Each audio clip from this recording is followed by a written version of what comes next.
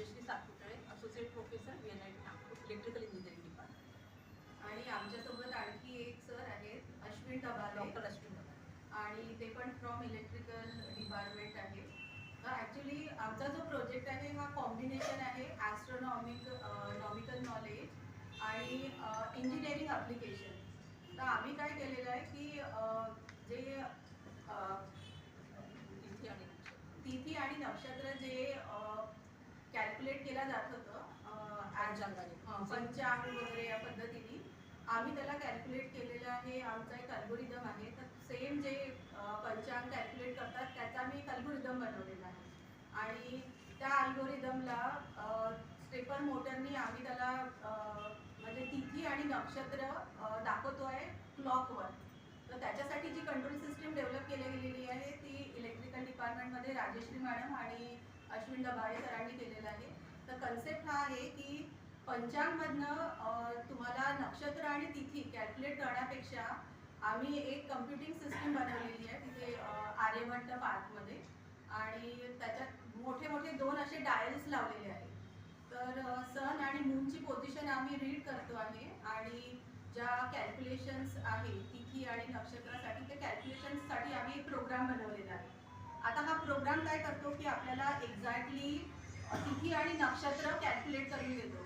पण आता याला डिस्प्ले कसं करायचं, तर डिस्प्ले करण्यासाठी आम्ही कंट्रोल सिस्टीम यूज केलेली आहे. तर त्या कंट्रोल सिस्टीममध्ये जो प्रोग्राम मॅडमनी बनवला आहे तो आम्ही मायक्रो कंट्रोलरला दिलेला आहे आणि त्या मायक्रो कंट्रोलर थ्रू आम्ही पल्सेस जनरेट करतो आणि त्या पल्सेस आमची जी स्टेपर मोटर म्हणून एक छोटी मोटर आहे ती रन करतात. ती मोटर या प्रोजेक्टसाठी प्रिसाईजवाली मोटर आवश्यक होती कारण 27 दिवसात एक रिव्होल्यूशन कंप्लीट करायचं होतं. तर त्याच्यासाठी आम्ही एक स्पेसिफिक मोटर डिसाईड केली.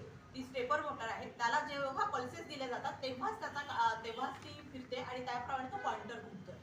तर जेव्हाही आपली तिथी चेंज होते तेव्हा त्याला पल्सेस मिळतात मायक्रो कंट्रोलरकडून आणि मायक्रो कंट्रोलरच्या पल्सेसने ती मोटर फिरते आणि मग त्याप्रमाणे आपला पॉइंटर फिरतो.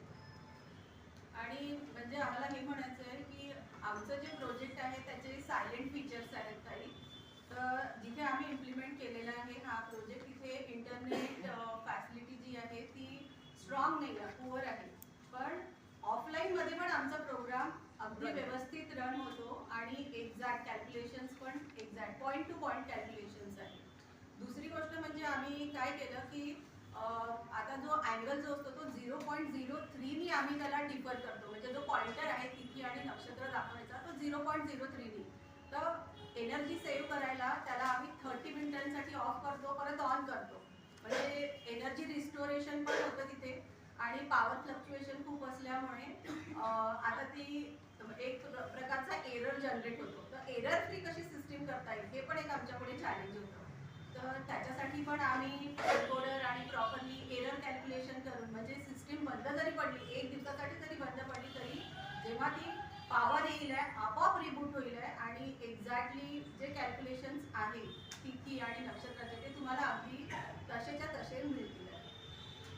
या सर्व प्रकल्पाबद्दल विस्तृत माहिती म्हणजे खरा हा कॉन्सेप्ट आमच्यापर्यंत आणणारे भूपेश गाडगे पंडित आहेत. त्यांचा या ॲस्ट्रॉनॉमीवर पूर्ण अभ्यास आहे. त्यांनी थोडंसं तुम्हाला माहिती द्यावी अशी मी त्यांना विनंती करू शकता. कारण ते व्हेरिएबल इक्वेशन आहे.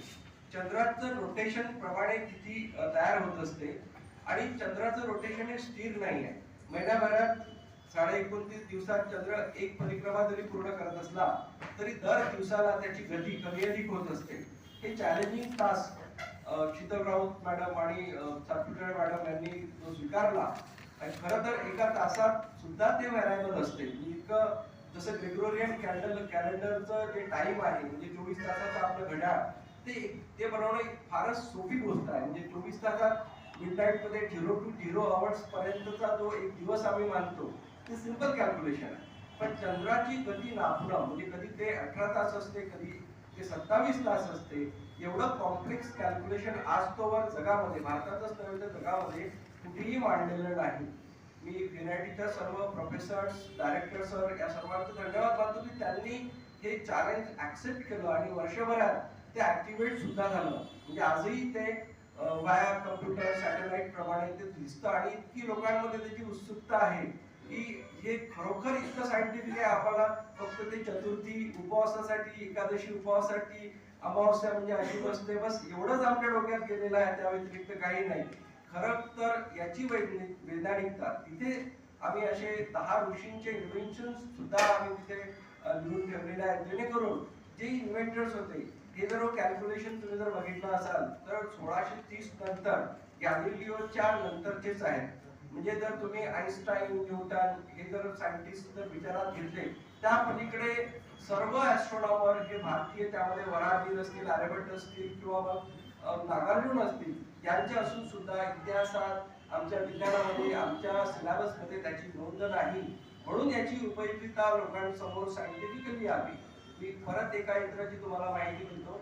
वार, मी मागे बरेचदा या विषयावर बोललोय, मोहनजीच्या हस्ते त्याचं उद्घाटन पण केलं. आजही आम्ही शुक्रवार आहे असं म्हणतो, उद्या रविवार, शनिवार, रविवार हा कॉन्सेप्ट जगभरामध्ये युरोप, अमेरिका सर्वीकडे वापरला जातो. पण हा भारतीयांची देण आहे. इव्हन तुम्हालाही कित्येक लोकांना माहित असेल, सांगता येत नाही.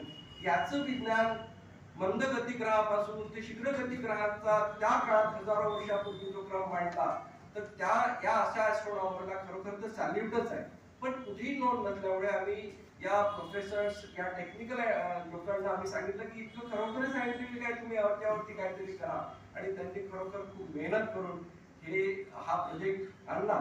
या पलीकडे आम्ही तिथे आता एक ऑटोमायझेशन मध्ये आम्ही वार यंत्राचं सुद्धा करणार आहोत. या 2-3 गोष्टी प्रामुख्याने तिथे तुम्हाला पाहायला मिळतात. आणि आश्चर्य सांगतो तुम्हाला, जेव्हापासून हे लागलेलं आहे, म्हणजे 5 ते 10 हजार लोक रविवारी दिवशी तिथे व्हिजिटर्स असतात. म्हणजे तिथे पर्यटक, ऑफकोर्स पर्यटकच असतात, पण त्यांना कुतूहल की हे सूर्यगडी वर्क कसं करते, नक्षत्र वर्क कसं करते, तिथी वर्क कसं करते. ते वार तर सर्व लहान मुलापासून तर कुठल्याही व्यक्तीपर्यंत तो त्याची उपयुक्तता आहे रोजच्या रोज. पण